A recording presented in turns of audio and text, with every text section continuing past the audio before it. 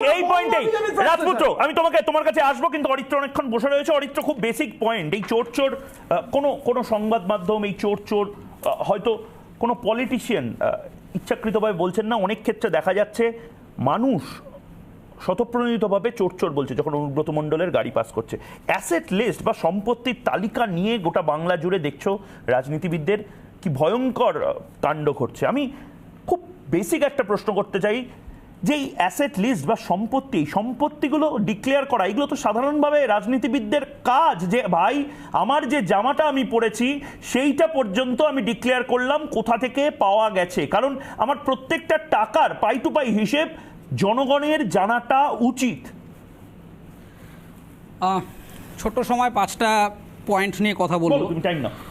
প্রথমত, আমি তখনই সেটা ডিক্লেয়ার করব, তুমি তখনই সেটা জানাবে যখন তোমার সেই রোজগারটার প্রতি তোমার কনফিডেন্স থাকবে এবং সততা থাকবে।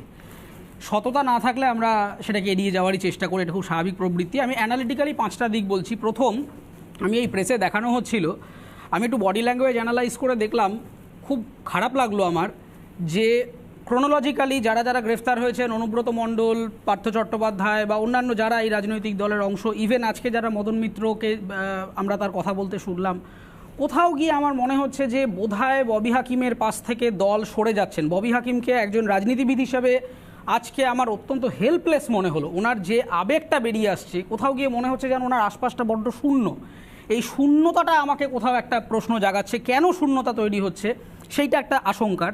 2, উনি চোর নন, অবভিয়াসলি চুরি করেননি, আমরা তো ওনাকে দেখেছি যে নিজে হাতে ঘুষের টাকা নিচ্ছেন, সেটাকে চুরি বলছো কেন? প্রমাণিত নয়, এক সেকেন্ড বলতে হবে এখানে, প্রমাণিত নয়। ঘুষের টাকা নিচ্ছেন সেটা কি প্রমাণিত? অরিত্র, তাহলে কিসের টাকা নিচ্ছেন? না, ঘুষের টাকা, ওটা টাকা, ওটা টাকা না, ভিডিওটা দরকার, সেটা প্রমাণ হয়েছে। ইনভয়েস দেখাও, সেটা প্রমাণ হয়েছে। কিসের টাকা নিয়েছো? ইনভয়েস দেখাও। ওই যে ভিডিওটা দরকার, সেটা প্রমাণ হয়েছে। তুমি কিসের টাকা নিয়েছো? ইনভয়েস দেখাও।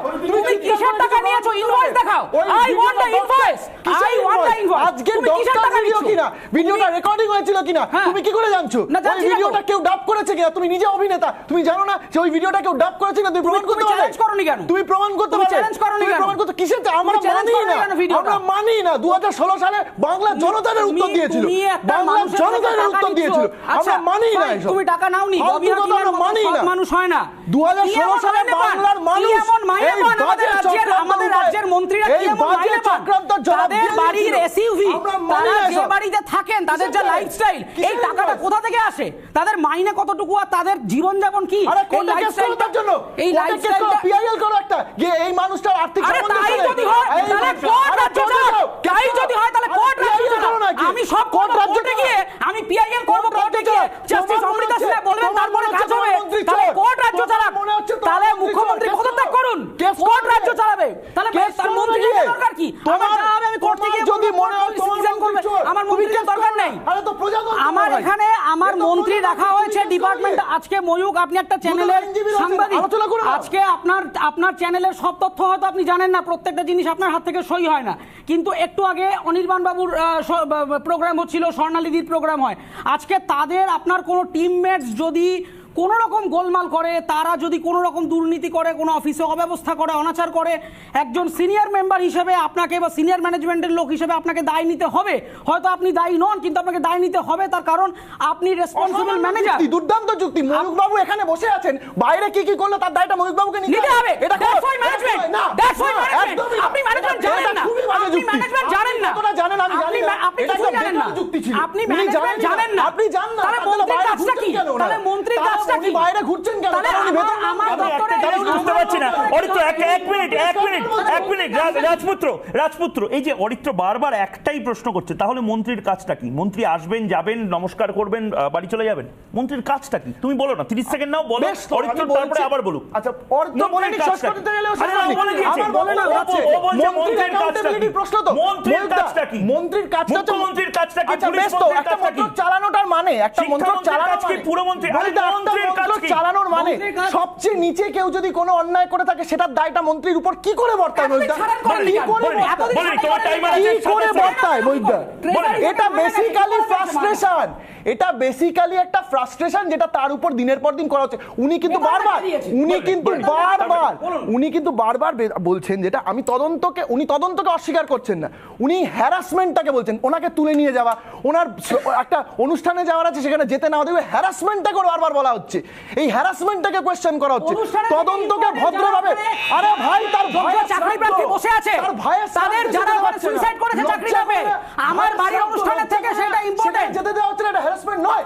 এটা তুমি কি জানো? কখনো হতে পারে না, এটা হ্যারাসমেন্ট নয়, এটা না হতে পারে না। তাহলে সেটাই তো হ্যারাসমেন্ট। তাহলে রাস্তায় যে লোকগুলো বসে আছে দিনের পর দিন চাকরির জন্য যারা বসে আছেন তারা হ্যারাস করছেন, রাজ্যের মানুষ হ্যারাস করছেন। কংগ্রেসকে নিয়ে এত কথা বলছেন না, এরা বারবার আচ্ছা, নির্বাচনে ধাক্কা খাওয়ার পরেও কিসের নির্বাচন? তো মানুষের কণ্ঠস্বর হিসেবে বলছি না। আজকে যারা তৃণমূলকে উইদাউট এনি এভিডেন্স নিয়ে তাদেরকে নিয়ে কথা বলছেন, অরিত্র রাজপুত্র বলছে তৃণমূলকে উইদাউট এভিডেন্স যা পাচ্ছ তাই বলে যাচ্ছে ফ্রাস্ট্রেশন থেকে। বাংলার মানুষ কি ফ্রাস্ট্রেটেড? আমি তৃণমূলকে বলছি না, তৃণমূল বলে এখানে কিছু নেই। একটা গভর্নমেন্ট যখন চলে তার মধ্যে তৃণমূল নেই, তার মধ্যে সেটা কিন্তু মানুষের সরকারের গভর্নমেন্ট। সেখানে তৃণমূল সিপিএম, আমি বিজেপি না সিপিএম না তৃণমূল, সেটা কনসার্ন নয়। আমার কনসার্ন হচ্ছে একটা মন্ত্রিসভার একজন মন্ত্রী, আমি একবারও বলছি না তিনি টাকা নিয়েছেন, তিনি নিজে ভুল লোক অ্যাপয়েন্ট করেছেন, কিন্তু বছরের পর বছর একটা জায়গাতে একটা সিস্টেমের মধ্যে 4টে লোক ঢুকে পড়ছে, তারা মায়না পাচ্ছে সরকারি অ্যাকাউন্টিং সিস্টেমের মধ্যে। জেনে বসে থাকবেন, তারা কে জানবে? আমি জানবো মাথার উপর থেকে জেনে বসে থাকবেন যে নিচে মায়নাটা কে দিচ্ছে, এটা জানা সম্ভব? গভর্নমেন্ট জানবে না? আরে এটা মুশকিলের ব্যাপার, সম্ভব না। মায়নাটা গভর্নমেন্ট দিচ্ছে, গভর্নমেন্ট জানবে না? তাহলে আপনারা আমি একবার একদম খুব ভ্যালিড